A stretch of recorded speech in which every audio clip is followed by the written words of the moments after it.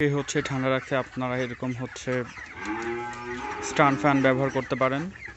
আর আমাদের খামারে হচ্ছে সিলিং ফ্যানও আছে, কিন্তু এটা হচ্ছে আপনার মানে টিনের চালের যে হিটটা ওটা হচ্ছে আরও টেনে আনে, যার কারণে হচ্ছে আমরা এরকম স্ট্যান্ড ফ্যান ব্যবহার করি।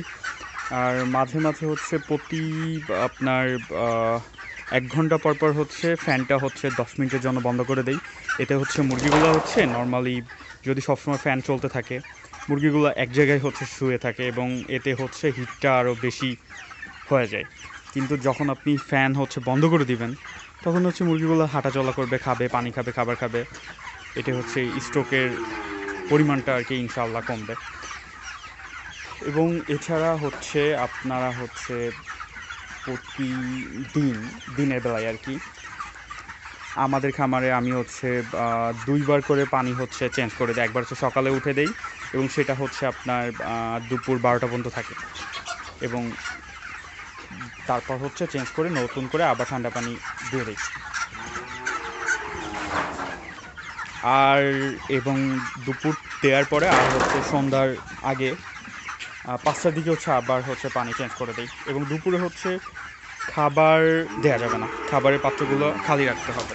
দেখতেই পাচ্ছেন আমার খাবারের পাত্রে খাবার নাই, সকালে দিয়েছিলাম ওইগুলোই হচ্ছে অলরেডি খেয়ে শেষ করে ফেলছে। আর খাবার দেওয়া যাবে না, কারণ দুপুরে খাবার যদি দেওয়া হয় এই গরম এমনিতে অতিরিক্ত গরম, এরপরে আবার খাবার খেলে মুরগিগুলো আবার স্ট্রোক করার চান্স থাকবে বেশি।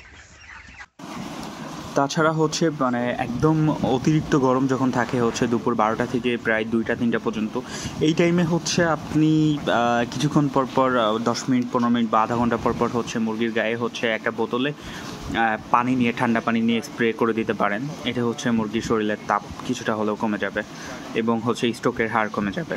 এটা যথেষ্ট কার্যকরী। এছাড়া একটি ওষুধ ব্যবহার করতে পারেন যেটা হচ্ছে মুরগির শরীরের তাপটা নিয়ন্ত্রণ করবে। আমি হচ্ছে অফসরিনের এই ওষুধটা ব্যবহার করে থাকি। আর দুপুরবেলায় সবচেয়ে কার্যকরী উপায় হচ্ছে বারবার হচ্ছে কিছুক্ষণ পরপর হচ্ছে মুরগির গায়ে সরাসরি ঠান্ডা পানি স্প্রে করে দেয়া। আর কারেন্ট না থাকলে হচ্ছে আপনি সোলার ফ্যান ব্যবহার করতে পারেন, অথবা যদি আপনার সামর্থ্য থাকে তাহলে সেকেন্ড হ্যান্ড একটা জেনারেটর কিনে নিতে পারেন। তাহলে একটা জেনারেটর যদি কিনেন তাহলে হচ্ছে আপনার কারেন্ট, বর্তমানে তো কারেন্টের অবস্থা খুবই বাজে, কিছুক্ষণ পরপর হচ্ছে চলে যায়।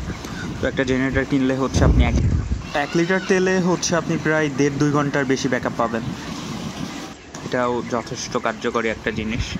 আর একটা সেকেন্ড হ্যান্ড জেনারেটর দাম হচ্ছে বাজারে 15-16 হাজার টাকা, এ থেকে কমও আছে, 10-12 হাজার টাকাও পাওয়া যায়। তো সেটা দিয়ে হচ্ছে আপনি 3-4টা ফ্যান এমনিতেই চালাতে পারবেন। তো যাই হোক, বর্তমানে তো বাজারের দাম অনেক কম, তো আমি মনে হয় এবার হচ্ছে আমাদের এই চালানে হচ্ছে লস হবে আশা করতেছি। বর্তমানে সবারই কম বেশি লস যাইতেছে। তো যাই হোক, পরবর্তীতে আপনাকে আপডেট জানাবো কী অবস্থা, কত লাভ করলাম বা লস করলাম। আসসালামু আলাইকুম।